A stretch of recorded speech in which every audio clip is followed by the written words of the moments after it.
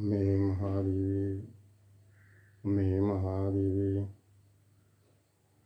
അമ്മേ മഹാദേവി, ശ്രീ മഹേശ്വരി, ശ്രീ മഹാകാളി, ശ്രീ മഹാലക്ഷ്മി, ശ്രീ മഹാസരസ്വതി, ശ്രീ ദേവി ജഗജ്ജനനി, ശ്രീ ജഗദംബികെ, ശ്രീ ജഗന്മാതേ, ശ്രീ മായാസ്വരൂപിണി, ശ്രീ മഹേശ്വരി, ഭക്തിസ്വരൂപിണി, ശ്രീ ശ്രദ്ധാരൂപിണി, ശ്രീ സ്നേഹസ്വരൂപിണി, ശ്രീ സർവവിദ്യാനന്ദരൂപിണി, ശ്രീ സർവവിദ്യാനന്ദരൂപിണി, ശ്രീ സർവവിദ്യാപ്രദായിനി, ശ്രീ സർവരോഗനിവാരിണി, ശ്രീ സർവസൗഖ്യപ്രദായിനി, ശ്രീ സർവസൗഖ്യപ്രദായിനി, ശ്രീ ദേവി ജഗജ്ജനനി, ശ്രീ ജഗദംബികെ, ശ്രീ ജഗന്മാതേ, ശ്രീ മായാസ്വരൂപിണി, ശ്രീ മഹേശ്വരി,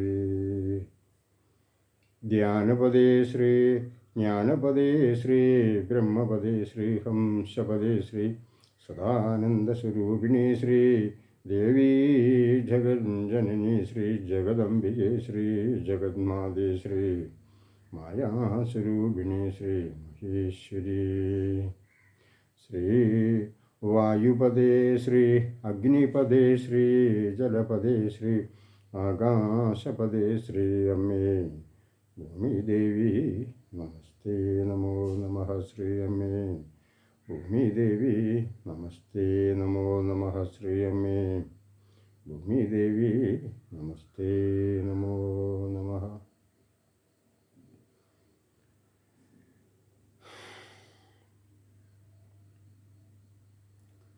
എല്ലാവർക്കും പ്രണാമം, നമസ്കാരം. ഇന്നലെ ചെയ്ത വീഡിയോയുമായി ബന്ധപ്പെട്ടുകൊണ്ട് ആയതിൻ്റെ ഒരു രണ്ടാമത്തെ ദിനമായ രണ്ടാമത്തെ വിഷയങ്ങൾ വിവരിക്കുന്ന രണ്ടാമത്തെ വീഡിയോയിലൂടെ വിവരിക്കുന്ന വിവരണങ്ങളാണ്. ഞാനും മഹാദേവിയും ആയ സമർപ്പണവും എന്ന ഈ വിവരണങ്ങൾ നൽകിക്കൊണ്ടിരിക്കുന്നത്. ആദ്യമായിട്ട് ഈ വീഡിയോ കാണുന്നവർ ഒന്നാമത്തെ വീഡിയോ കാണാൻ വേണ്ടി ശ്രദ്ധിക്കണം. ഇന്നലെ പറഞ്ഞ ഒട്ടുമിക്ക ഭാഗങ്ങളിലും വളരെ വൈകാരികമായിട്ടുള്ള വിഷമങ്ങളുണ്ടായി. അതൊന്നുകൊണ്ടുമല്ല, മഹാദേവിയോടുള്ള സ്നേഹവും ബഹുമാനവും കൊണ്ടാണ് കണ്ണീരും വിഷമങ്ങളും എല്ലാം വരുന്നത്. ഒരുപാട് ഇഷ്ടമാണ്, അതുകൊണ്ടാണ്.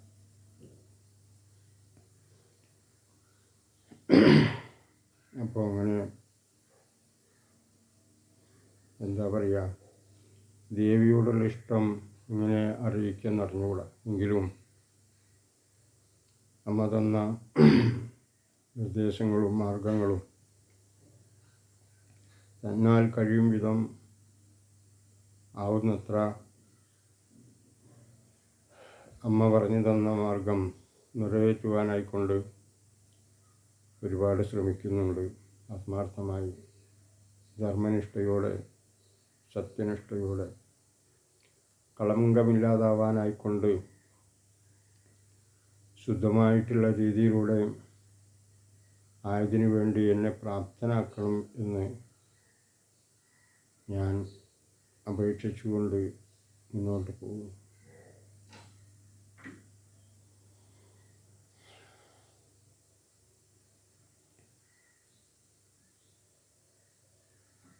ഏതായാലും ഇന്നലെ അവസാനം ഭാഗങ്ങളിൽ പറഞ്ഞു വെച്ചിട്ടുള്ളത്, ഞാൻ ദേവിയോടായിട്ട് എന്ത് അപേക്ഷിക്കുന്നു, എന്ത് ചോദിക്കുന്നു, ഇത്രയേ ഉള്ളൂ. ഞാൻ പണം നൽകണമെന്നോ വസ്തുക്കൾ നൽകണമെന്നോ മറ്റെന്തെങ്കിലും ദൃശ്യമായിട്ടുള്ളത് എന്തെങ്കിലും വേണമെന്നുള്ള ഒരവകാശം ഞാൻ ദേവിയോടായിട്ട് ഏത് പൂജ ചെയ്താലും ഇപ്പോൾ ഒരു വിളക്ക് വയ്ക്കുകയാണെങ്കിലും ഞാൻ വീടുകൾ എൻ്റെ വീട്ടിലായാലും അല്ലെങ്കിൽ കുടുംബക്ഷേത്രത്തിലായാലും അല്ലെങ്കിൽ ഞാൻ ഏതെങ്കിലും ഒരു ക്ഷേത്രത്തിൽ പോവുകയാണെങ്കിൽ അവിടെ ഒന്നും എന്നെ രക്ഷിക്കണമെന്നും എനിക്ക് ഇന്നത് വേണമെന്നും ഒന്നും ഞാൻ ആവശ്യപ്പെട്ടിട്ടില്ല. മിക്കവാറും ദിനങ്ങളിൽ ഒരു ക്ഷേത്രത്തിൽ പോയാൽ ഞാൻ അറിഞ്ഞോ അറിയാതെയോ പ്രത്യേകിച്ചൊരു പ്രാർത്ഥന അവിടെ നടത്തുന്നതായിട്ട് എനിക്ക് ഓർമ്മയിൽ കാണുവാൻ കഴിയുന്നില്ല. കാരണം അവിടെ ചെല്ലുമ്പോൾ അവിടുത്തെ ചൈതന്യവും ഞാൻ അറിയാതെ പോലെ ഒന്നാണോ എന്നുള്ള ഒരു തോന്നൽ മുൻപിൽ ഉണ്ടായിട്ടില്ല. എങ്കിലും എനിക്ക് പിന്നീട് ബോധ്യപ്പെട്ടു, ആയതുകൊണ്ടാവാം എനിക്ക് ഇന്നത് വേണം ഇന്നത് വേണ്ട, അല്ലെങ്കിൽ പ്രത്യേകിച്ചൊരു പ്രാർത്ഥന അവിടങ്ങളിലൊന്നും പോയി നടത്തുവാനായിക്കൊണ്ട് ഞാൻ ശ്രമിച്ചിട്ടില്ല. എൻ്റെ ഉള്ളിൽ അങ്ങനെയൊരു ചിന്ത ഉദിച്ചിട്ടുമില്ല. എങ്കിലും ഞാൻ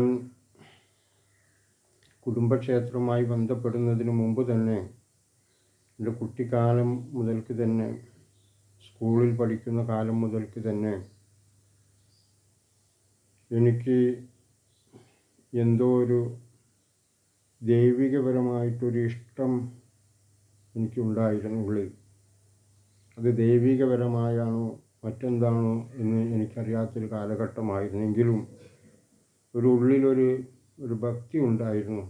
ഒരു നിലവിളക്ക് തെളിഞ്ഞ് കാണുമ്പോൾ ആ ഒരവസ്ഥയോട് എനിക്കൊരു അതിനോട് ഒരു ഇഷ്ടം തോന്നിയിരുന്നു. അത് ദേവിയാണോ ദേവനാണോ മറ്റോ ആരാധനാമൂർത്തികളാണോ എന്നൊന്നും അറിയാത്ത കാലഘട്ടത്തിൽ അങ്ങനെ ചെറുപ്രായത്തിൽ സ്കൂൾ പഠന സമയത്ത് അച്ഛൻ കൊടുങ്ങല്ലൂരിലേക്ക് കൊണ്ടുപോയിട്ടുണ്ട്. അച്ഛന് കൊടുങ്ങല്ലൂർ ഭഗവതി ക്ഷേത്രത്തിലേക്ക് പോകുമ്പോൾ ഭരണി കെട്ടിയിട്ടായിരുന്നു പോയിട്ടുള്ളത്. 2 വർഷം ആ ചെറുപ്പകാലത്ത് അച്ഛൻ കൊടുങ്ങല്ലൂർ ഭരണിക്ക് നോൻപെടുത്ത് അങ്ങനെ കൊണ്ടുപോയിട്ടുണ്ട്. അവിടെ കാവ് തീണ്ടുക എന്നൊരു ചടങ്ങുണ്ട്.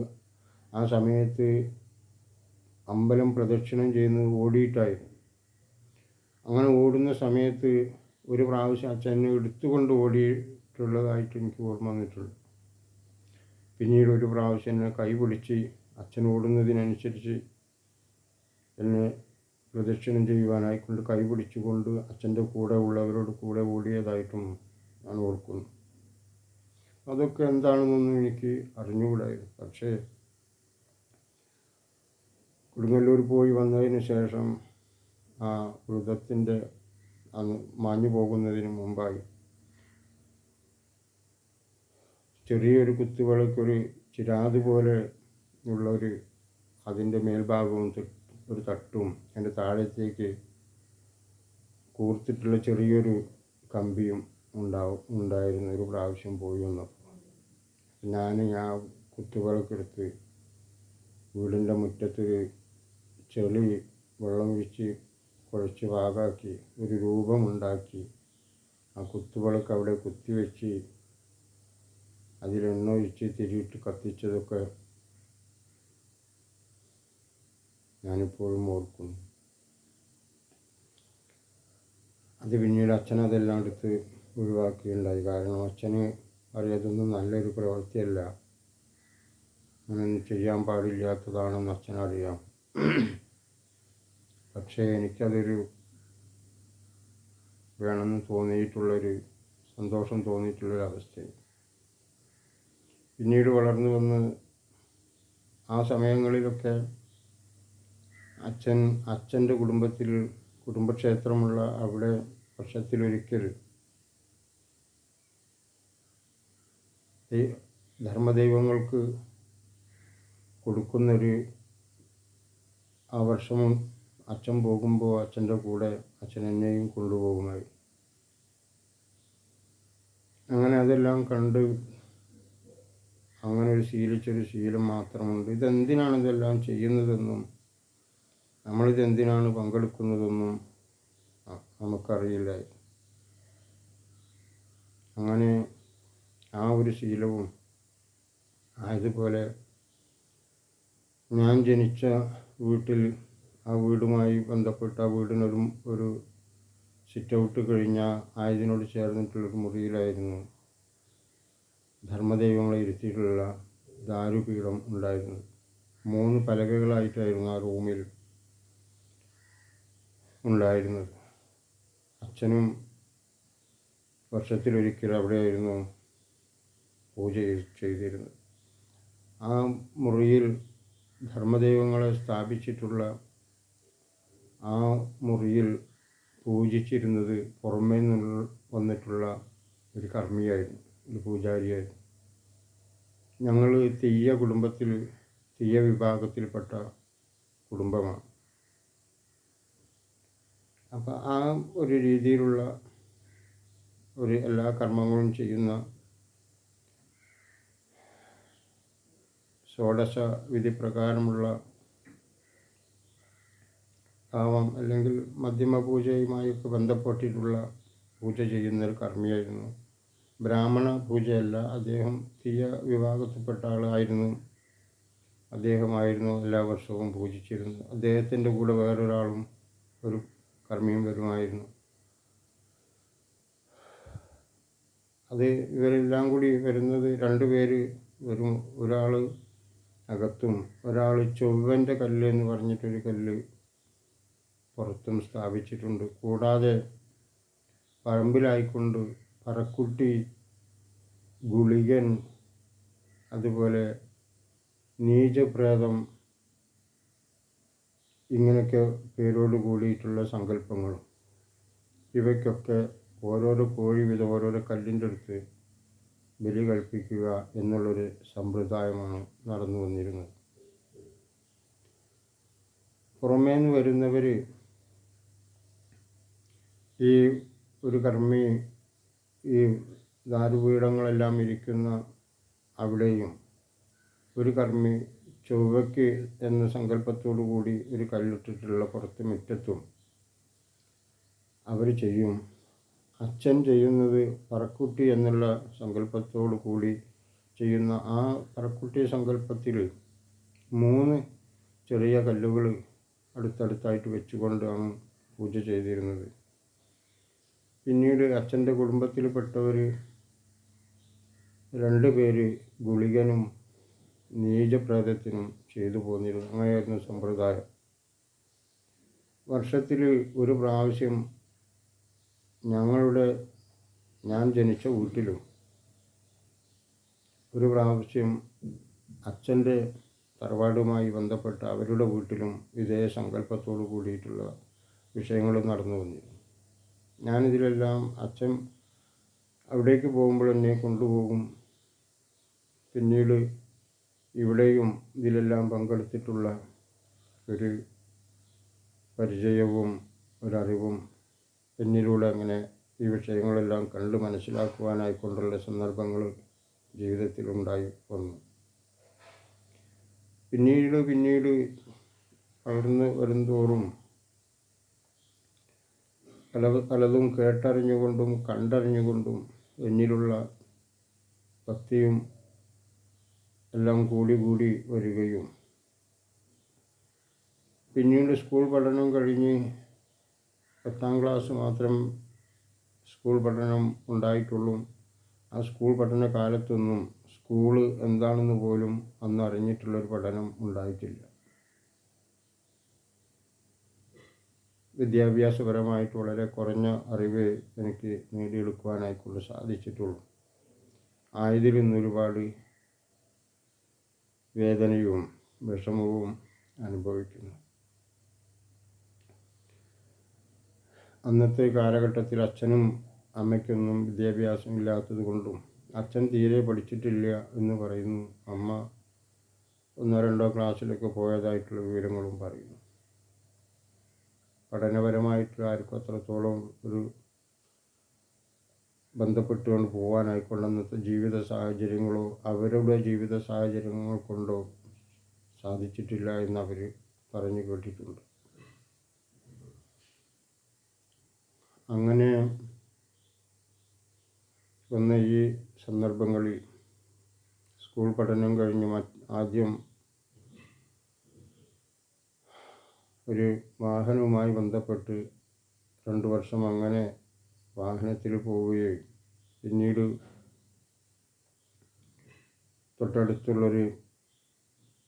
ഒരാളുടെ ഒരു കൂലിപ്പണിക്കാരൻ്റെ കീഴിൽ കൂലിപ്പണിയുമായിട്ട് മുന്നോട്ട് പോവുകയാണ് പിന്നീടുണ്ടായത്. അങ്ങനെ ഉള്ള സന്ദർഭങ്ങളിൽ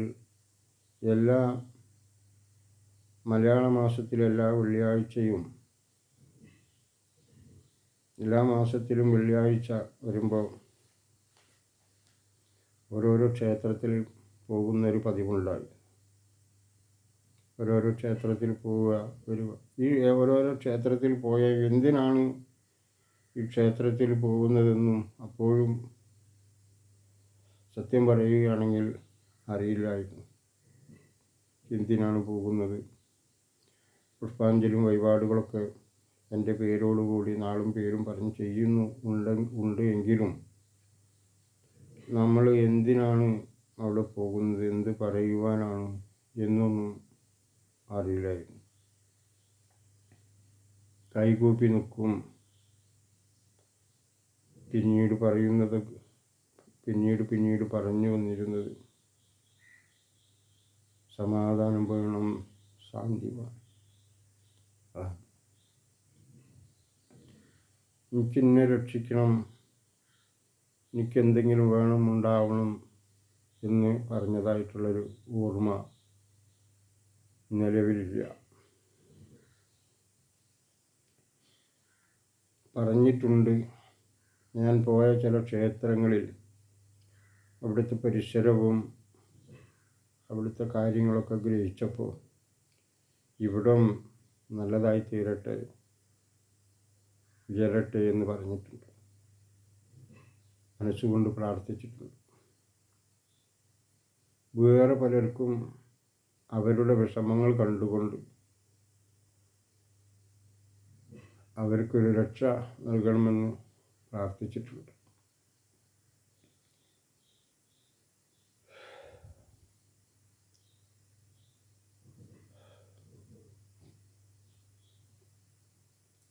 ഞാൻ കൂലിപ്പണിക്ക് പോയി തുടങ്ങിയ കാലത്ത് പല വീടുകളിലും ജോലി ചെയ്തു വരുമ്പോൾ വന്നുകൊണ്ടിരിക്കുന്ന സന്ദർഭങ്ങളിൽ ആ വീടുകളിലെ പെരുമാറ്റവും അവരുടെ സ്നേഹവും കാണുമ്പോൾ ഒരുപാട് സന്തോഷം തോന്നിയിട്ടുണ്ട്. ഓരോരോ വീട്ടിലും ചെല്ലുമ്പോൾ നമ്മളെ കുടുംബം പോലെ തന്നെ അവിടെയുള്ള ഉമ്മയും അവിടുത്തെ സഹോദരന്മാരും എല്ലാം അപ്രകാരമുള്ളൊരവസ്ഥയിലുള്ള പെരുമാറ്റങ്ങളും കാര്യങ്ങളുമായി കൂടുതൽ ഒരു കൂലിപ്പണിയായിട്ട് മുന്നോട്ട് പോയപ്പോൾ ആളുകളുമായി അടുത്തിടപഴകുവാനും അവരുടെ സ്വഭാവവും അവരുടെ പെരുമാറ്റങ്ങളും ഇടപെടലുകളും എങ്ങനെയൊന്നും എന്താണെന്ന് തിരിച്ചറിയുവാനായിക്കൊണ്ട് ഞാൻ ഇപ്പോഴും ചെയ്തുകൊണ്ടിരിക്കുന്ന പണി, ഞാനെടുക്കുന്ന പണി എന്നെ ഒരുപാട് സഹായിച്ചിട്ടുണ്ട്. ഞാൻ അതുകൊണ്ടാണ് ഇന്നുവരേക്കും ജീവിച്ചതും മക്കളെ പോറ്റിയതും വീടുണ്ടാക്കിയതും. കടങ്ങളും കടബാധ്യതകളും ഉണ്ടെങ്കിലും ഇന്നത്തെ ഒരവസ്ഥയിൽ എത്തപ്പെട്ടിട്ടുള്ളത് അപ്രകാരം ഒരു രീതിയിലുള്ളതാണ്. എങ്കിലും എന്ത് പണി ചെയ്യുമ്പോഴും എനിക്ക് തൃപ്തി തക്ക രീതിയിൽ പണിയെടുക്കുവാനായിക്കൊണ്ട് ഞാൻ ശ്രദ്ധിച്ചിട്ടുണ്ട്. അങ്ങനെ ശ്രദ്ധിക്കണം എന്നുള്ളൊരു തോന്നൽ ഉണ്ടായിട്ടില്ലെങ്കിലും തന്നാൽ എന്ത് ചെയ്യാൻ പറ്റും? ഓരോരോ പണിക്കും ഓരോരോ സമയവും തുടങ്ങുന്നതും നിർത്തുന്നതുമായിട്ടുള്ള സമയങ്ങളുണ്ട്. ഭക്ഷണം കഴിച്ചാലിരിക്കുന്ന സമയമുണ്ട്, എല്ലാം ഉള്ളു. അതിനു മുമ്പ് എന്തെല്ലാം ചെയ്യാൻ പറ്റും, അങ്ങനെ ചെയ്ത് ശീലിച്ച ഒരു സമ്പ്രദായം ആണ് പണിയുമായി ബന്ധപ്പെട്ടിട്ട് എന്നിൽ നിക്ഷിപ്തമായിട്ടുള്ളത്. അതൊന്നും ഇന്നും ആദ്യം പണിക്ക് പോകുമ്പോൾ ഒരുപാട് കരഞ്ഞിട്ടുണ്ട്. കൈയെല്ലാം പൊട്ടി തകർന്ന് വ്രണമായി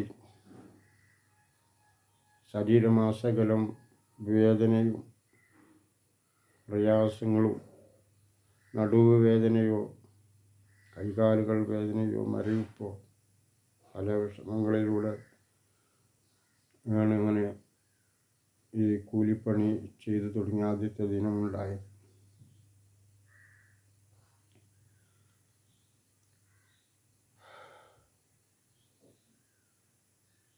അന്ന് പണി ചെയ്യുമ്പോൾ എനിക്ക് തോന്നി, ഇന്നത്തോടു കൂടി ഇനി ഇങ്ങനെയുള്ള പണിക്ക് പോകാനായിക്കൊണ്ടിനി എനിക്ക് സാധ്യമല്ല. അത്രത്തോളം ശരീരത്തിനുള്ള വേദനയും കൈയെല്ലാം പൊട്ടി എന്താ പറയുക, അങ്ങനെ എല്ലാം കൂടിയുള്ള വിഷമം, വേദന കൊണ്ട് കരഞ്ഞു, പ്രയാസം കൊണ്ട് കരഞ്ഞു. പിന്നീട് അന്നത്തെ ദിനം, ഒരു ദിനം കഴിഞ്ഞപ്പോൾ ഞാൻ എന്നെ കൊണ്ടുപോയിട്ടുള്ള ആളോട് ഞാൻ പറഞ്ഞു, ഞാനിനി പണിക്ക് വരണില്ല, എനിക്കിത് സാധിക്കില്ല, ഒരുപാട് പ്രയാസമുണ്ട്, കൈ വേദന ഉണ്ട്, കൈയെല്ലാം പൊട്ടിയിട്ടുണ്ട്, നടുവ് വേദന, മീനും കൈയും വളരെയധികം വേദന, വിഷമങ്ങൾ. അപ്പം അദ്ദേഹം എന്നോട് പറഞ്ഞു, വേറെന്ത് പണിയാണ് ഇപ്പോൾ ചെയ്യാൻ പോകുന്നു, നീ വല്ല കൈത്തൊഴിലും പഠിച്ചിട്ടുണ്ടോ, ചെയ്തിരുന്ന പണി അതിന് ഉപേക്ഷിച്ചത് വേണ്ടാന്ന് പറഞ്ഞു. ഇനിയിപ്പോൾ വേറെന്താ പഠിച്ചിട്ടുള്ളത്, ഈ വേദനയും വിഷമങ്ങളും എല്ലാം ഒരു 4-5 ദിവസം ഉണ്ടാവുകയുള്ളൂ. അത് കഴിഞ്ഞാൽ പിന്നെ എനിക്കൊരു വിഷമവും ഉണ്ടാവില്ല, എന്ത് പണിയും ചെയ്യാനുള്ളൊരു ശാരീരികപരമായിട്ടൊരു വഴക്കം വന്ന് ചേരും, നാളെയും വരണം. ഇങ്ങനെ വീട്ടിൽ പോയി കുളിയെല്ലാം കഴിഞ്ഞ് ഹോട്ടലിൽ പോയി 3 പൊറാട്ടയും അതിലേക്ക് വേണ്ടതായിട്ടുള്ള മാംസവും എല്ലാം ചേർത്ത് നല്ലോണമൊരു ഭക്ഷണം കഴിച്ചപ്പോൾ ഉണ്ടായ ഒരു സന്തോഷം പറഞ്ഞറിയിക്കാൻ പറ്റാത്തതാണ്.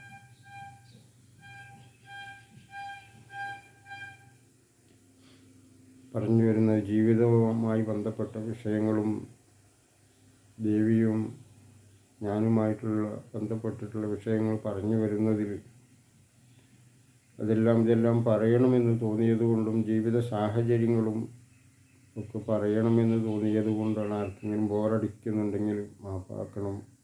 ഇന്നലത്തെ വീഡിയോയിൽ വളരെയധികം വിഷമമുണ്ടായി. ഒന്നിനോടും ഏതിലെങ്കിലും ഒരു വിഷമമുണ്ടാക്കിക്കൊണ്ട് ആവണം അവതരിപ്പിക്കണം എന്ന് ഉദ്ദേശിച്ചല്ല. ആ ദേവി മുന്നിലേക്ക് വരുമ്പോൾ ആ ദേവിയോടുള്ളൊരു സ്നേഹപ്രകടനം മാത്രമാണ്, ആനന്ദപരമായിട്ടുള്ളൊരവസ്ഥയാണ്, അല്ലാത്ത മറ്റു പ്രയാസങ്ങളൊന്നുമില്ല. ആരും തെറ്റിദ്ധരിക്കരുത്. കഴിവതും എല്ലാവർക്കും മനസ്സിലാകത്തക്ക രീതിയിൽ വിവരങ്ങൾ പറയുവാനായിക്കൊണ്ട് ശ്രമിക്കാം. എല്ലാവർക്കും മഹാദേവി നല്ല അറിവും നല്ല ബുദ്ധിയും നൽകി എല്ലാവരിലും നിലകൊള്ളുന്നതായിട്ടുള്ള പ്രയാസങ്ങളും പ്രശ്നങ്ങളും കഷ്ടതകളും കഷ്ടപ്പാടുകളും ദുഃഖങ്ങളും ദുരിതങ്ങളും അസുഖങ്ങളും രോഗങ്ങളും വിഷമങ്ങളും ബുദ്ധിമുട്ടുകളും ദാഹവും വിശപ്പും തീർത്ത് ലോകത്തിലുള്ള എല്ലാ മനുഷ്യരും സർവ്വജീവജാലങ്ങളും സമാധാനികളും സന്തോഷികളും പൂർണ്ണ ആരോഗ്യവതികളും ഉന്മേഷവതികളും സന്തോഷവതികളും ഈശ്വരവിശ്വാസികളും ക്ഷമയുള്ളവരും ആരോഗ്യമുള്ളവരും ആയുസ്സുള്ളവരുമാക്കി തീർത്ത് ഞങ്ങളെയും ഞങ്ങളുടെ കുടുംബത്തെയും കുലത്തെയും വംശത്തെയും ഗോത്രത്തെയും ലോകത്തിലുള്ള എല്ലാ മനുഷ്യരെയും സർവ്വജീവജാലങ്ങളെയും രക്ഷിക്കട്ടെ, അനുഗ്രഹിക്കട്ടെ. എല്ലാവർക്കും മഹാദേവിയെ മനസ്സാ സ്മരിച്ചുകൊണ്ട് പ്രണാമം, നമസ്കാരം. മറ്റൊരു വീഡിയോയുമായി നാളെ വീണ്ടും വരും. നന്ദി.